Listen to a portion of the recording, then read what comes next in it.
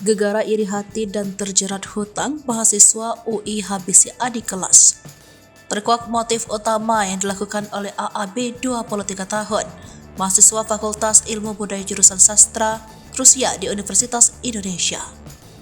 AAB nekat menghabisi adik kelasnya di kampus berinisial MNZ 19 tahun.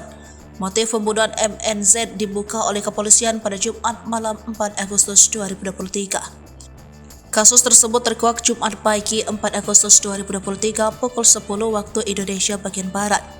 Jenazah MNZ ditemukan terbungkus dalam plastik warna hitam di kolong kasur kamar kosannya di Jalan Palakali, Kelurahan Kukusan, Beji, Kota Depok.